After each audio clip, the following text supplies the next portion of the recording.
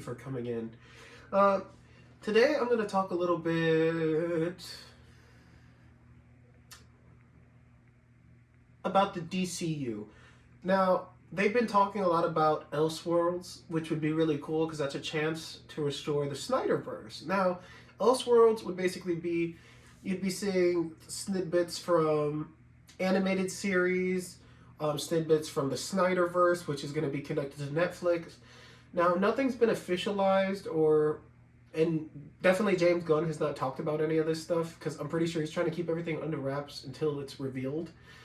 I am not a huge fan of where James Gunn's going with his stuff, but I'm also not the kind of person to judge a product before it's released. So I hope with everything that was said with the first Superman movie, he's learned his lesson. I hope he's learned his lesson not to have so much fun, like with Peacemaker. So I'm going to give him one more shot with this Supergirl movie. He says this movie's great, that this movie is outstanding. So I'm going to give it a shot. I'm going to go in there, non-biased opinion, and I'm going to see what the movie's like. I'm going to review it for you guys. I'm going to give you an honest judgment. Nobody pays this booty, so I will give you an honest review. So just, if you want an honest review of Supergirl, whether you like my opinion or not, I'm going to give you my honest review. So, anyway, on a side note, I'm going to take a little, this is not a commercial break. I don't have sponsors. They can go buzz off. This is a Storm from Marvel. Yeah, I know we're talking DC right now, but I did buy this cool pop figure. I know it's off topic, but guess what? It's my channel, so I can do that. We're gonna open this bad boy up real quick. I never had a chance to open it since I bought the thing. So here, ooh, she's a fine Storm. Storm is one of my favorite MCU heroes. It always will be. And as you can see, the figure is still superb.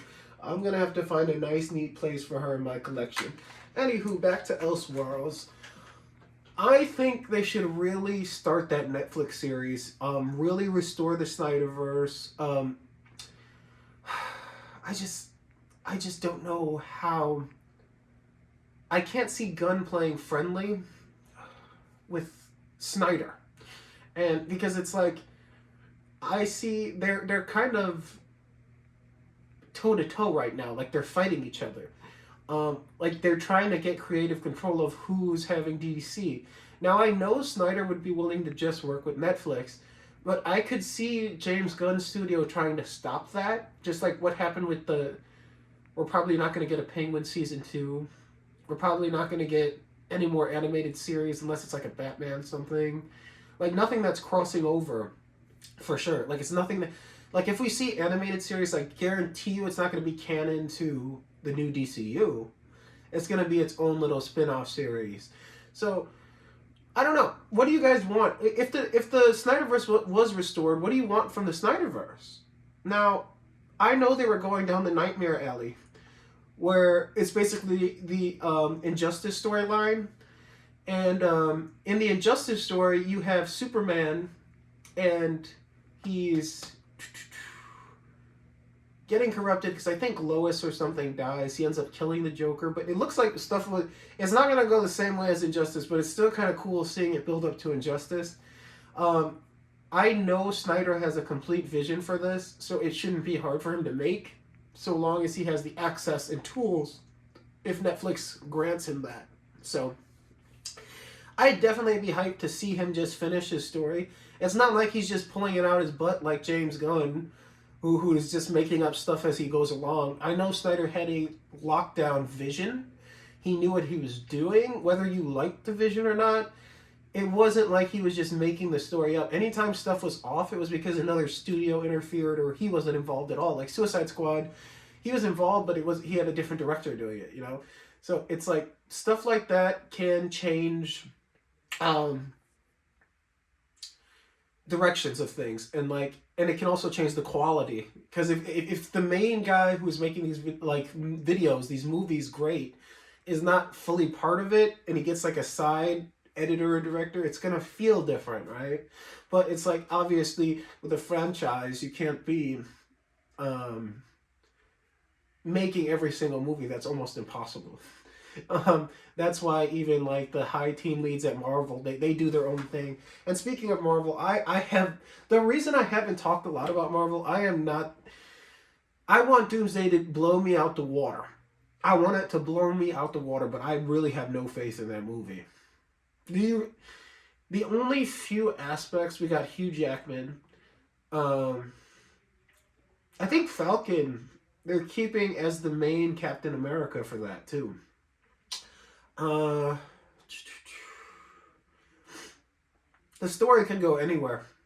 I'm not even gonna try to guess. I heard fan theories that the Doctor Doom baby was actually Tony Stark, and like Steve Rogers is holding Tony Stark in his hand. I hope that's not true. Why did he adopt Tony Stark? That's kind of creepy. I don't know. You shouldn't.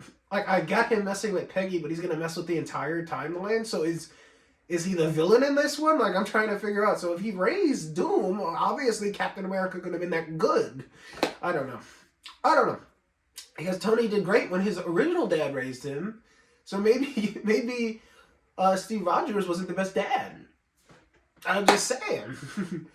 And then Doctor Doom is just a product of daddy issues. I don't know.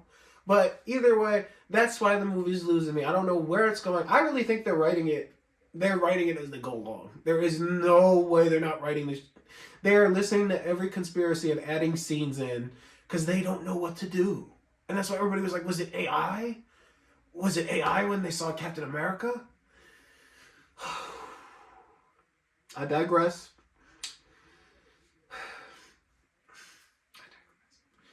It's just, I miss when quality was a thing. And it's like, they were able to build a side story with a villain rising in the original Phase 1 of Marvel and still write independent solo movies at the same time. Now it's just kind of like money grab movies where it's like the quality has dropped and I don't even remember half the storylines that happened in these Marvel movies. The best one to come out to date was Deadpool and Wolverine.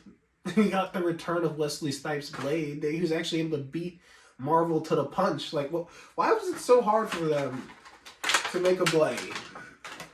It's not that hard. Is it that hard, Storm? No, it's not that hard. It's not that hard to make a Blade movie. Exactly. It's not that hard. So what are you guys doing? What are you guys doing? Let's make a Blade. Let's make a Blade movie. Anywho, back to DC though. I just hope they do something else. I am not a fan of where this is going. Like, what are you guys hyped for? Like, hopefully Supergirl starts setting where the direction of the story is actually going to go. Because right now, I could care less what's happening. We got the creeper parents. We had Superman's parents in the last movie literally tell him, go rape all the women on the planet.